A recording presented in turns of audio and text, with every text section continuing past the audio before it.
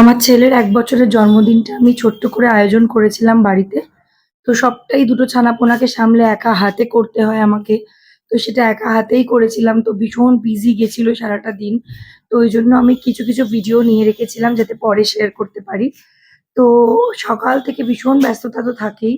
আমি আগের দিন থেকেই পুরো জোগাড়টা আরম্ভ করে দিই। যেরম মেয়ের বেলাতেও করেছিলাম সেরম ছেলের বেলাতেও তাই। আগের দিন মোটামুটি সন্ধ্যে ৭ঃ০০ থেকে রাত্তির পর্যন্ত পুরো জোগাড়টা করে রেখেছিলাম যাতে পরের দিন ওই সকাল ৪ঃ০০ ৪ঃ৩০ থেকে রান্নাটা স্টার্ট করলে ঠিক টাইমে শেষ হয়ে যায় এবং তাড়াতাড়ি শেষ হয়ে গিয়ে সারাটা দিন আমি হাতে পাই। তো আগের দিন রাত্রিবেলা ১ম এই আমি ফিশ ফ্রাইটা ম্যারিনেট করেছিলাম। টোটাল ২২ টা আইটেম ছিল দই মিষ্টি নিয়ে। তো দই মিষ্টি বাদ দিয়ে ২০ টা আইটেম আমি নিজে হাতে রান্না করেছি।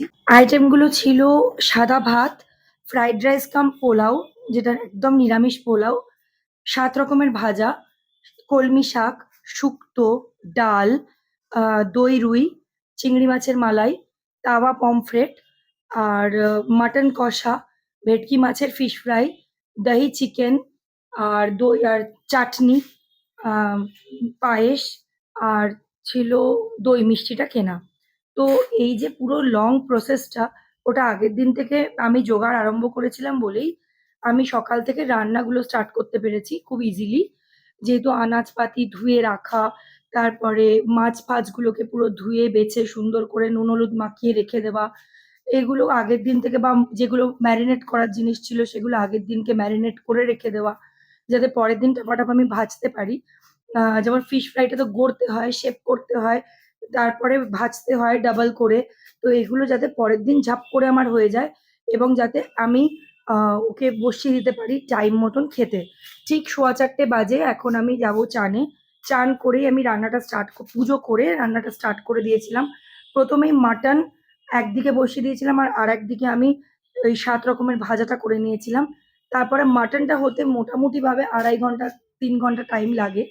যেহেতু এটা পুরো রেয়াজি খাসি ছিল, তো এটা টাইম লাগে।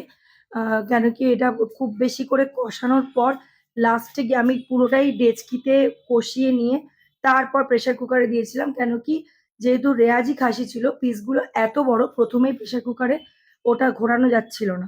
তো সেইজন্য ভালো করে পুরো ডেচকির মধ্যে ভালো করে কষিয়ে নেওয়ার পর লাস্টে আমি প্রেশার কুকারে দিয়ে সিটিটা মারি। তো যাই হোক, তো সেটা একটা লং প্রসেস আর সেটা করতে এইদিকে আমার ৭ রকমের ভাজা, শুক্তো, কলমি শাক, ডাল, ছোট আইটেমগুলো আমার এই ডান দিকের গ্যাসে আমার হতে থাকছিল ওভেনটাতে। আর শুক্তোটা খুব খেতে ভালো হয়েছিল। আমি ঘি, দুধ, ময়দা সব দিয়েই করেছিলাম। লাস্টে ঘি ছড়িয়ে নামিয়েছিলাম। আর তারপরে চিংড়ি মাছের মালাই, আম তারপরে দই রুই এইগুলো আমি ডান দিকে করতে থাকছিলাম। আর এদিকে যতক্ষণ মসলাটা কষা হলো, এই যে আমি মাটনের পিসগুলো দিলাম, দেওয়ার পর দেখছি ভীষণ অসুবিধা হচ্ছে। কেন কি একেকটা পিস ৯০ গ্রামের ছিল। তো সেইজন্য নাড়ানোই যাচ্ছিল না যতক্ষণ না আমি ডেচকিটা বসালাম। তো যতক্ষণ মাটনটা হচ্ছে ততক্ষণ এই পাশে আমি চিংড়ি মাছের মালাইটা আমি করে নিলাম। তো চিংড়ি মাছের মালাইটাতে আমি নারকোলের দুধ আ কোনোবারই দিই না। আমি একদম নরমাল দুধ দিই। কেন কি নারকোলের দুধ এত ব্যস্ততার মাঝখানে আমি আর করে উঠতে পারি না। তো আমি নরমাল দুধ দিয়েই করেছি কিন্তু টেস্টটা খুবই ভালো এসছিল। খুব একটা আমার খারাপ লাগেনি। তো আমি দেখো নরমাল দুধ দিয়েই করেছি। তো মেইনলি কি একা হাতে যখন আমি সবটা করি দুটোকে সামলে, তখন মানে আগের দিন থেকে একটু জোগাড়টা না করে রাখলে পরের দিন খুব অসুবিধা হয়ে যায়। আমি কমপ্লিটই করতে পারব না। এটা 100% যদি আগের দিন আমি না করে রাখি। তো এই এক্সপেরিয়েন্সটা আমার মেয়ের সময় ছিল। মেয়ের সময় যেভাবে করেছিলাম আমি ছেলের সময়ও ঠিক একইভাবে করেছি।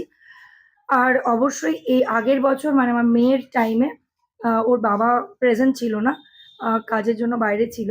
এবারে আমার হাসব্যান্ড যেহেতু প্রেজেন্ট ছিল, তাই জন্য মানে ওই দিনকে মেয়েকে স্কুল দেয়া নেওয়াটা আমার বর করে দিয়েছিল। তো সেইটা নাহলে মেয়ের জন্মদিনে আমাকে এর মধ্যে স্কুল দেওয়া নেওয়াটাও করতে হয়েছিল। তো ওইটা আমি এবারে বেঁচে গেছি। যাই হোক, তো পুরো ফোকাসটা ছিল রান্নায়।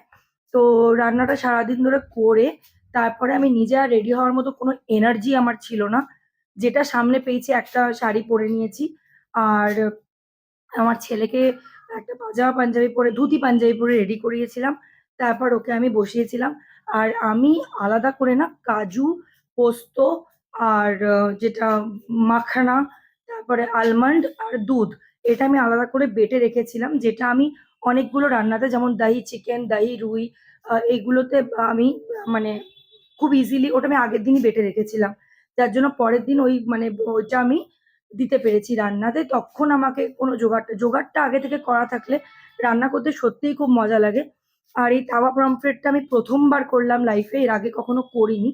আমি মানে YouTube এ দেখি খালি যে এইটা, কিন্তু কখনো করা হয়নি। এটা ফার্স্ট টাইম করলাম, কিন্তু খেতে বেশ ভালো হয়েছিল। তো এই যে এই যে পেস্টটা, যেটা আলমন্ড, কাজু আর পোস্ত আর দুধ দিয়ে আমি আগের দিন বেটে রেখেছিলাম, এটা আমার ২-৩ টে রান্নাতে ইউজ হয়েছে।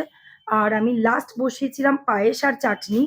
তো পায়েসটা আর ফিশ ফ্রাইটা ভেজে নিয়েছিলাম। তো আর পায়েসটা করতে বেশ সময় লাগে। আমি ২ লিটার দুধের পায়েস করেছিলাম, এর থেকে বেশি আমি করতে পারিনি। তো ২ লিটার দুধের আমি পায়েস করলাম। পায়েস আর চাটনিটা হয়ে যাওয়ার পর আমার প্রায় রেডি। তো এই যে এত রান্না আমি কমপ্লিট করেছি, লাস্টে খালি ফ্রাইড রাইস কাম পোলাও যেটা পুরো নিরামিষ হয়, সেইটা আর ফিশ ফ্রাইটা ভেজেই আমি ওকে খেতে বসিয়ে দিয়েছিলাম। আর বেশি কিছু ডেকোরেট তো খাবারের জায়গাটা করতে পারিনি। আমার একটা মানে আমি যেহেতু একা হাতে সবটা করা, একটুখানি জন্মদিনের পেছনটা একটুখানি বেলুন-টেলুন দিয়ে সাজানো, এইটা আমার আর হয়ে ওঠেনি। নাহলে একটু সাজিয়ে দিলে জায়গাটা খুব সুন্দর হতো। তো আমি ব্যাকগ্রাউন্ডটা কিছু সাজাতে পারিনি। কিন্তু খাবারের জায়গাটা সুন্দর করে সাজিয়ে দিয়েছিলাম। রুপোর থালাবাটিতেই দিয়েছিলাম, কিন্তু এত আইটেম ছিল আর কিছু আইটেম ধরবেও না। সেইজন্য আমাকে কিছু কাঁসার বাটি আর কিছু পাথরের বাটি আর কিছু কাঁচের বাটি আমাকে ওর মধ্যে এড করতে হয়েছে। আর বাকিগুলো পুরোটাই রুপোর থালা, রুপোর বাটি আর রুপোর গ্লাসের মধ্যে দিয়েছিলাম। যদিও আমার রুপোর থালা বাটির থেকে কাঁসারটা বেশি ভালো লাগে। কিন্তু আমার কাঁসার বাসনগুলো এত ভেতরে ঢোকানো ছিল, সামনে রুপোরটা ছিল বলে আমি ওইটাতেই ওকে সাজিয়ে দিলাম। তারপর ওকে একটুখানি আশীর্বাদ করে নিলাম, মালাটা পরিয়ে দিলাম, শাঁখটা বাজিয়ে নিলাম আর ওকে পায়েস আর সব রকম আইটেমগুলো খাইয়ে দিলাম একটু করে। তারপরে ওর বাবা আর আমার বাবা-মা ততক্ষণে এসে গেছিল। তা ও তো সবাই একটুখানি ওকে আশীর্বাদ করে দিল। তারপরে এইভাবেই ছোট করে জন্মদিনটা সেলিব্রেট হলো দিনের বেলা। তারপর দুপুরটা একটু রেস্ট নিয়ে বিকেলবেলার তোড়জোড় করলাম। বিকেলবেলা খুব অল্প খুব কাছের কিছু মানুষ এসেছিল। তো তাদের জন্য কিছু জোগাড়-জান্তি থাকেই। তো দুপুরটাও আমার রেস্ট হয়নি। তো দুপুরটা থেকেও একটুখানি তোড়জোড় করলাম। তারপরে বিকেলে একটু কেক কাটিং। এইভাবেই ছোট করে আমাদের জন্মদিনটা খুব সুন্দরভাবে সেলিব্রেট হলো। এটা নিজের কাছে আমার নিজের স্যাটিসফ্যাকশন। মানে অনেকেই আমাকে বলে, "এত করে তোর কি লাভ হয়?" লাভ লোকসানের জন্য নয়। আমি রান্না করতে অসম্ভব ভালোবাসি। আমি মানে সুযোগ খুঁজি যে কখন রান্না করতে পারবো। ভীষণ ভালোবাসি রান্না করতে।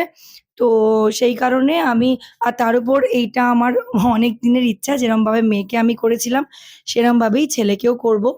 তো সেইজন্য জন্মদিনের জন্যই এতগুলো রান্না করা। আমি যেকোনো অকেশনেই রান্না করতে খুব ভালোবাসি।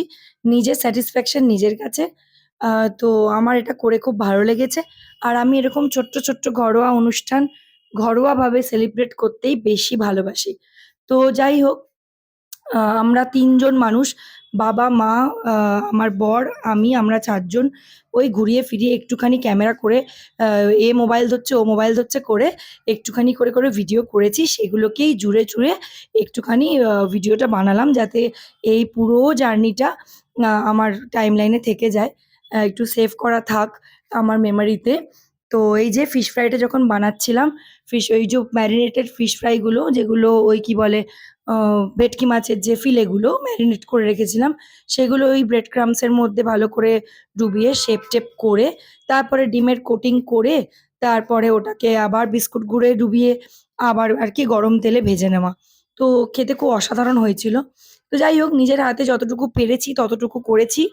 আর আমার ছেলেকে যেরম পেরেছি একটু সাজিয়েছি। আর নিজে যেটা হাতের কাছে পেয়েছি সেই শাড়িটা টেনে পরে নিয়েছি। তো ভিডিওটা ভাবলাম আমার টাইমলাইনে থেকে যাক। Tata, bye, bye. ভালো